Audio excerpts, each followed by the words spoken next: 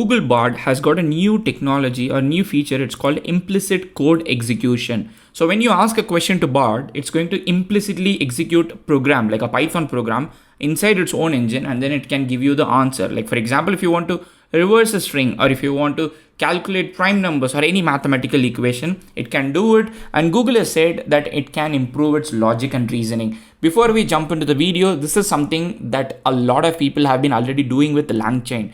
I've also told this multiple times on my videos that if you ever want to do simple calculation, it doesn't make sense to use a large language model for it. Rather, you can invoke a Python REPL to do it. That's exactly what Google is doing here. Google is taking a reference from one of the most popular psychology books called Thinking Fast and Slow. Thinking Fast and Slow is a book from Nobel Prize winner Daniel Kahneman, and it advocates two kinds of system inside human brain. One is system 1 and the second one is system 2. System 1 is fast, intuitive and effortless. System 2, while it takes really deep understanding, it's slow and deliberate and it's effortful. So what Google is trying to do here is Google is saying that okay, we are building Bard, but it is going to have two systems. One system is the traditional LLM, like it's fast, it's good for creative tasks, but it's not thorough. So, and that's where the second system, traditional code system, comes in. If you want to improve accuracy, if you want to go deep into some calculation, you can go with the code execution. And Google has said that it is approximately increasing the accuracy by at least 30% because it can use implicit code execution. And we are going to see in this video how that implicit code execution works. For example, you can go to Bard and then ask this question: can you reverse the string India for me? When you ask this question, it's going to give you the answer INDIA in the reverse order, AIDNI, and it also gives you the details about how it managed to do it. It has given you the Python code that it used to do the reversing of the string. You can ask a math question: can you find the factorial of 5? And when you ask a math question, it's going to once again try to do the same thing. So it's going to do the implicit code execution, which means there is a Python engine that is running, which is like the system 2 engine. It's going to first identify whether this is a question that has to go to the LLM directly, or this is a question that has to go to the code engine. Once it decides that it has to go to the code engine, then it's going to write the code. Of course, it can write the code, and it is going to execute that code for you internally, implicitly, and it is going to give you the detailed answer, and it is also going to give you the code, which if you want, you can export it to Google Colab and other interfaces where you might write the code. And you can test other codes. Like for example, if you want to, one of the examples that Google has given here is that calculate the growth rate of my savings. I have not tested this. Let's see what happens. I have not given anything. Calculate the growth rate of my savings. Is it going to ask my savings? I don't know. Let's see. So it says, okay, it says this is the growth rate, ending balance, starting balance, starting balance into 100. So I can probably say this thing: calculate the growth rate of my savings, and starting balance, let's say 100,000, whatever the number is, ending balance 200,000. Okay, is it 100,000? I'm just typing. Okay, 1 million, 2 million.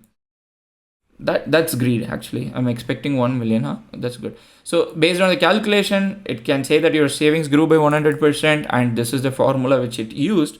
And this formula is actually technically a valid Python code. I mean, you can say that this is not valid Python code, but most likely in most of the scenarios, this is a proper Python code that can help you and calculate the balance. Like another calculation that we can do is, can you calculate monthly interest for 100,000 at an interest rate of 8.5% for 30 years.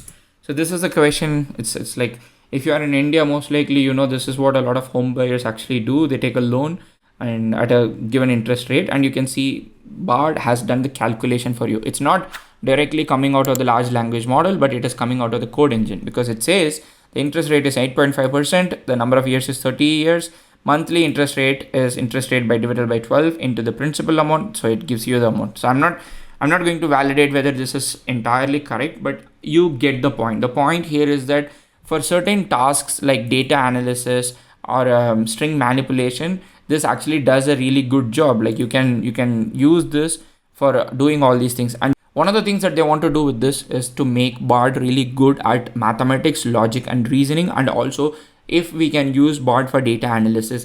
And as part of this update, also Google has done where you can export a table to Google Sheet. For example, I can go here and then say create a table for let's say form table to get admissions data.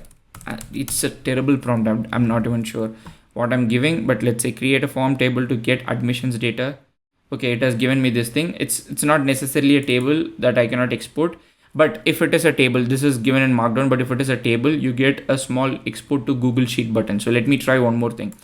Create a table that I can export to Google Sheet. The table should contain basic details of students.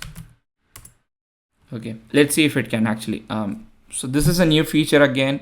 You can create a table and in just a click of a button, in a click of a button, you can say export to sheets. Once you click export to sheet, it's going to create a new spreadsheet for you and it is going to give that spreadsheet for you. So click open spreadsheet and it's going to open the spreadsheet with the table that it created. So create a table, the prompt name and student ID, the name, gender, every single detail that you saw here. So it's very easy for you to export anything. So this is another really good option because if you want to do data analysis, if you're trying to do something, this can actually help you. So now I can copy this data.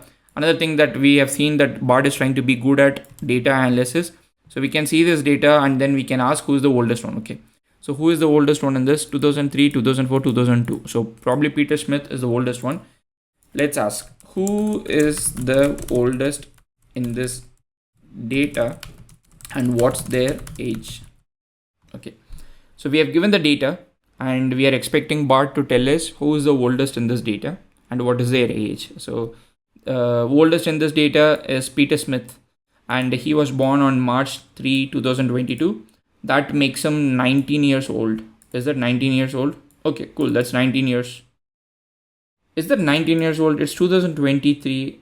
Okay, that's exactly where it makes mistake, right? So it's I guess he is supposed to be 20 years old. I don't know if there is a different age calculation. Let me ask the same question. Calculate the age for the person with date of birth. This. So now let's see if it is going to use implicit code execution, because ideally I would expect it to, yes, this is what I expected.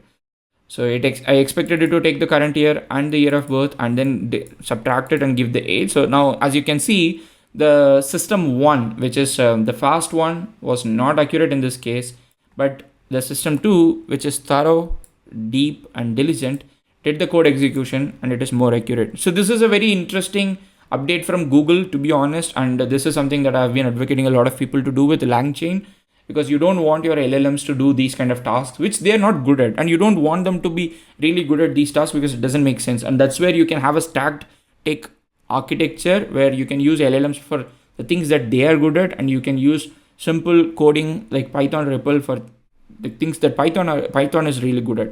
And that's exactly what Google has done here. So really an update that makes me really try Bard more than ChatGPT. Let me know in the comment section what do you feel about it. See you in another video.